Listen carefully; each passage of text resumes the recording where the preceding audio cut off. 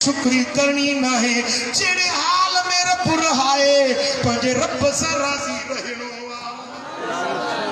बाटे वारा मुसलमान सदाइन सोलोवा मोमिन सदाइन सोलोवा दावा करन सोलिया पर सच्चो मोमिन उहोआ जेको दुख अचन तकलीफूं अचन पर रब जो दर न छडे जिक्र न छडे कुरान न छडे कलम न छडे थोड़ी तकलीफ थी अचे तो 5 ॾींहं नमाज कोन थो पढ़े थोड़ी तकलीफ थी अचे तो अधी भेण अल्लाह जा फर्ज छॾे थी ॾे मुंहिंजा भाइरो मुंहिंजूं भेनरूं मोमिन उहो आहे जेको हर हाल में पंहिंजे रब जी ज़ात सां राज़ी रहे छो सल्लल्लाहु अलैहि या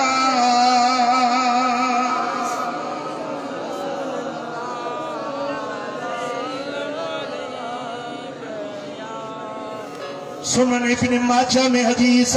हजरत अनस बिन मालिक का रिवायत हबीबन करीमन फरमायो इज़मल जज़ा मा इज़मिल बला जेडी वडी परखा ओडो वडो इनाम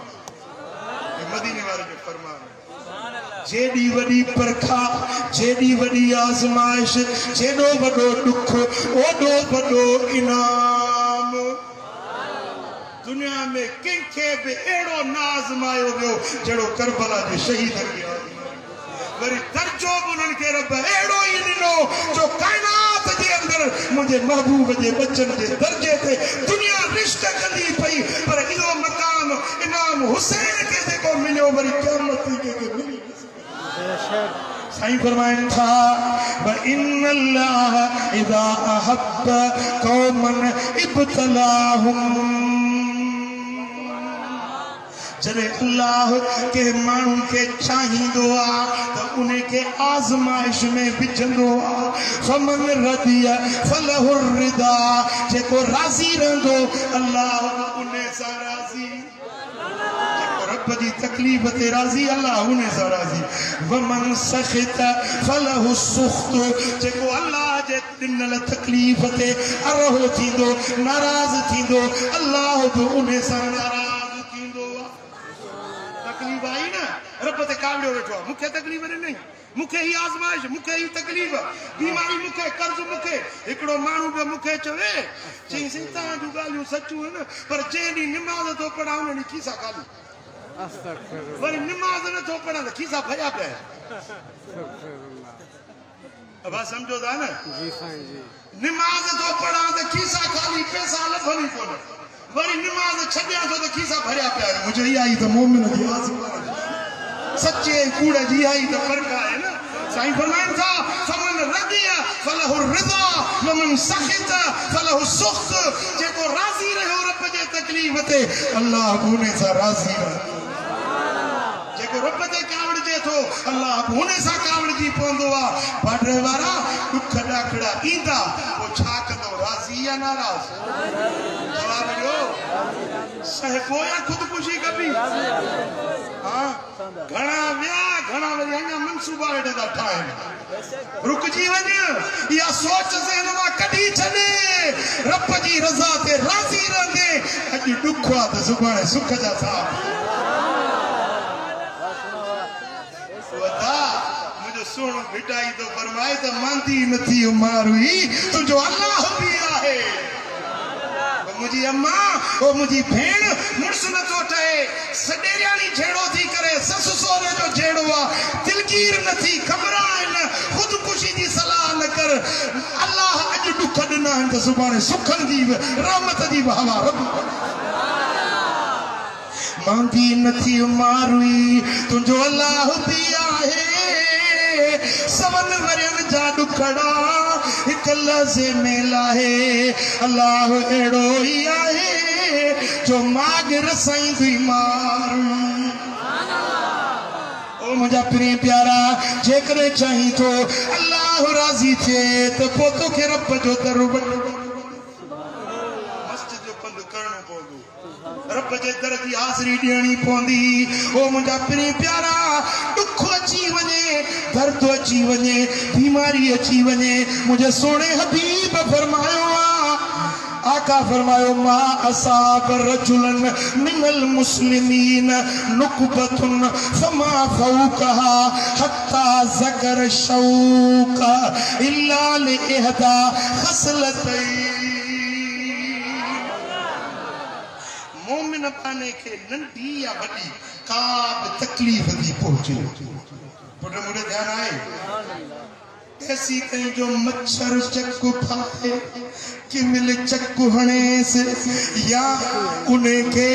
पैर में हलंदे कंटो लगी पवे उनते सब्र तो करे उनते रब जी रज़ा सा राज़ी तो रहे त बिन मां हिकड़ी शइ रब ज़रूर थकावट थे कंडो लगे बीमारी थे मथे में सूर पवे बुखार आयो तप तो आयो खणी किरो ना आयो पर उन्हें ते सब्र करे बिन मां हिकड़ी शे जरूर मिलंदस साईं फरमाइन था लियगफिर अल्लाह मिन ज़ुनूब ज़ंबन लम यकुन लियगफिर लहू इल्ला बिमिस्ल ज़ालिक रब या तो उन्हें जा उहे गुनाह बख्शींदो जेके कहीं नेकी सा उहे गुनाह न मिटजी सगन जेके दुख सहण जे करे रब उन्हें जा गुनाह मिटे छॾींदो या तवरी रब ने के करामत दींदो इज्जत दींदो दर्जो दींदो मकाम दींदो एड़ो मकाम जेको इन तकलीफ सहण का सवा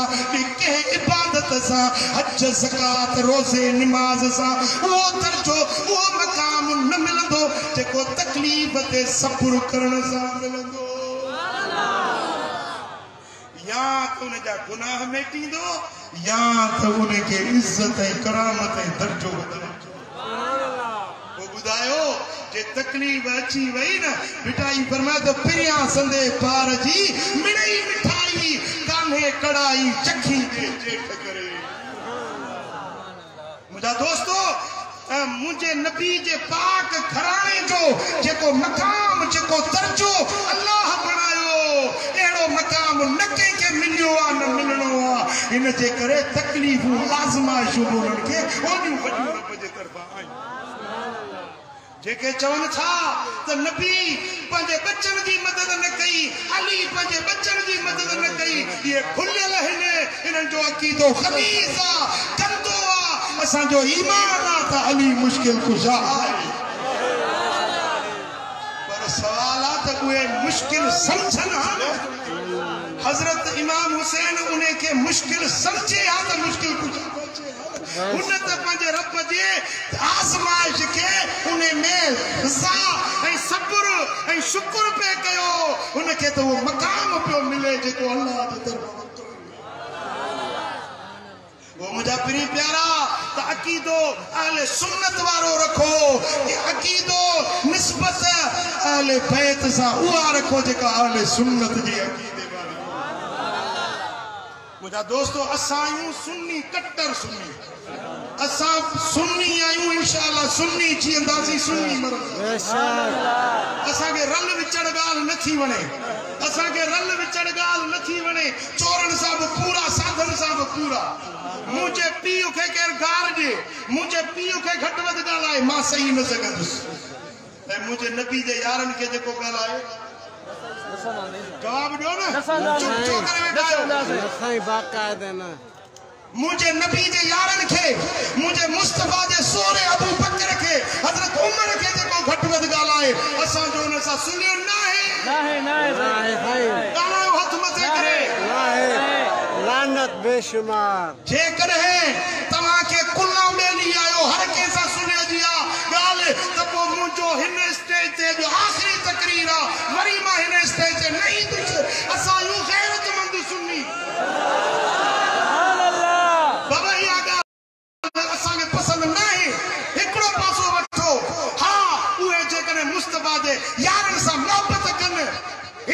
अबू बकर सिद्दीक जी सना बयान कन अब सोने उमर जे शान के गायन तस्लीम कन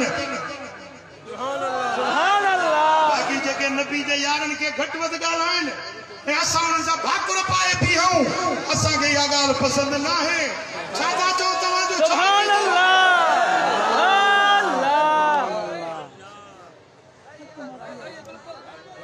छोबला चुप थी आयो ला सुभान अल्लाह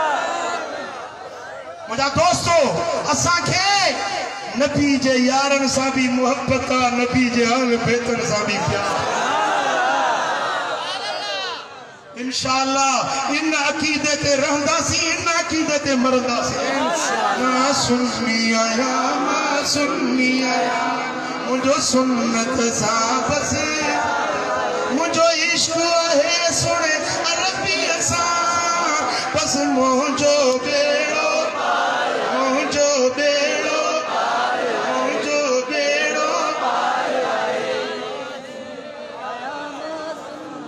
चो मां सुन्नी आया थी तो है जलसो थी न दरगाह शरीफ जो ते हिते सपनी अग में अचे वेंदा आशिक रसूल वरी होडे वेंदई त कारी कमीसड़ी पाए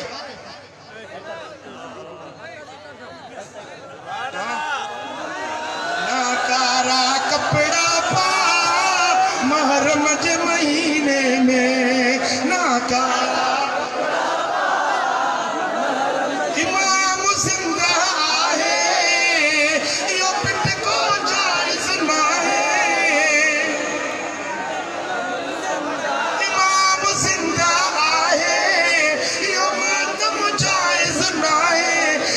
दर दर धूल बजा ना दर दर धूल बजा महरम जे महीने में असहाब नबी जा प्यारा हर हादी हिदायत वारा असहाब नबी जा प्यारा हर हादी हिदायत वारा तू तन के की नगला चुप न हुजे तू तन के की नगला महरम जे महीने में तो सुन्नत कान सुनाती तो भंग दिल आलाती तो सुन्नत कान सुनाती तो भंग दिल आलाती छद पिटका कुटका छद पिटकाई कुटका महरम के महीने में इमाम जिंदा आए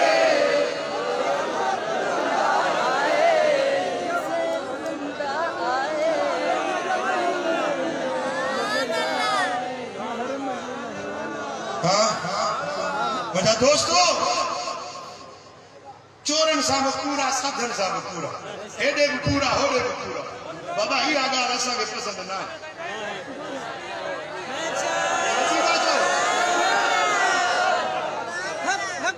जेकरे या गाल ता के पसंद आहे तो को माई तो साहब न त ही मुजो आखिरी जलसो वरी नहीं मुझे ता दे चंदे जी नजराने जी का जरूरत ना है मुझे रब मुझे गंज दे चली आई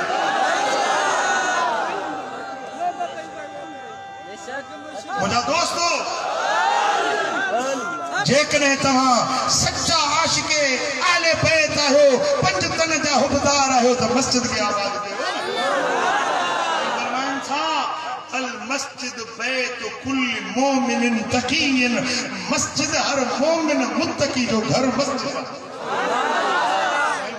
अल मोमिन फिल मस्जिद का समक फिल बहर मोमिन मस्जिद में इंदो है ये राहत मिलंदस जी मच्छी दरिया सुभान अल्लाह मुनाफिक फिल मस्जिद कतैर फिल कफस मुनाफिक मस्जिद में इंदो ये बेकरारी आंद मांद लगंदस ये पखी पिंजरे सुभान अल्लाह पखी के पिंजरे में करार इंदो पखी के पिंजरे में सुख इंदो ये पखी पिंजरे में बेकरार हुंदो मुनाफिक मस्जिद में ये बेकरार हुंदो पर मोमिन मस्जिद में अचे ये राहत मिलंदस ये मच्छी दरिया साईं फरमाइंदा जन्नबू मसाजिदकुम मिन मजानीनकुम वसबियानकुम पंजे मस्जिदुन के बिन टोलन का बचायो पंहिंजे मस्जिदुनि खे ॿिनि टोलनि खां बचायो, हिकिड़ो चरियनि खां, ॿियो नंढड़नि ॿारनि खां। मस्जिद में चरियनि खे न छॾियो, चरिये खे ख़बर ई न आहे, वञनि पिया शादीअ ते, चरिया सां वञूं था शादी ते हणे, घर जी पारत जी बात न ॾिजे, मतिलबु सची तीली हणी, चङो थियो मूंखे यादि ॾियारियो। साईं फरमाइनि था चरिये खे अकुल न आहे, मस्जिद जी बेहुरमती कंदो, मस्जिद जे सिफ़ुनि जी बेहुरमती कंदो,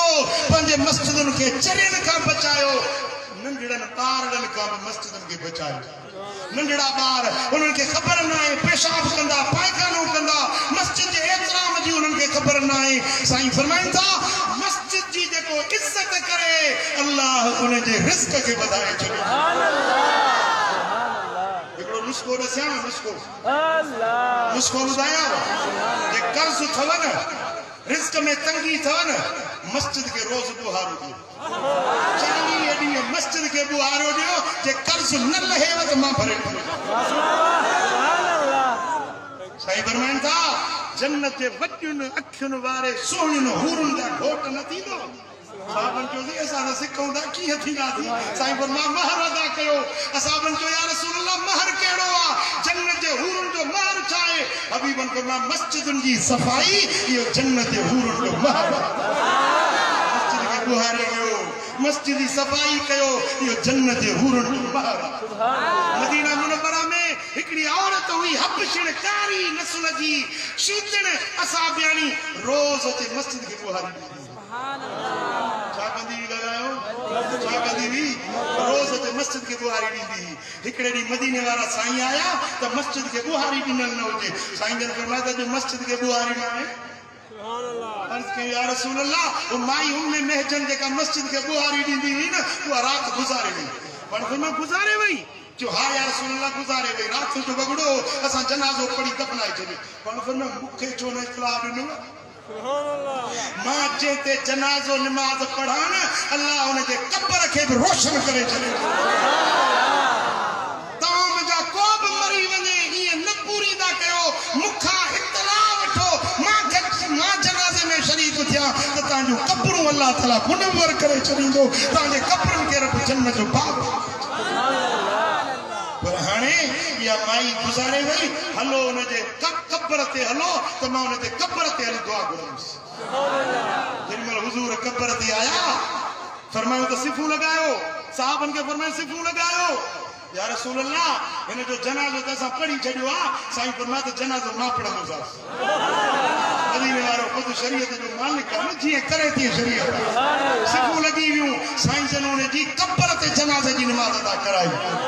जनाज़े जी निमाज़ पढ़ी ऐं पोइ सॾु कयो, ए उम्मे महजन, उन क़ब्र वारी खे सॾु। साहबनि पुछो या रसूल अल्लाह, हू त मरी वई या ॿुधे थी छा? या त मरी वई या ॿुधे थी छा? साईं फरमायो त तव्हां खां वधीक या ॿुधे। न चयो सुभान अल्लाह। मदीने वारे साईं फरमायो तव्हां खां वधीक इहा ॿुधे थी। ए क़ब्रुनि में जेके दफ़न थींदा आहिनि न, इहे बि ॿुधनि था।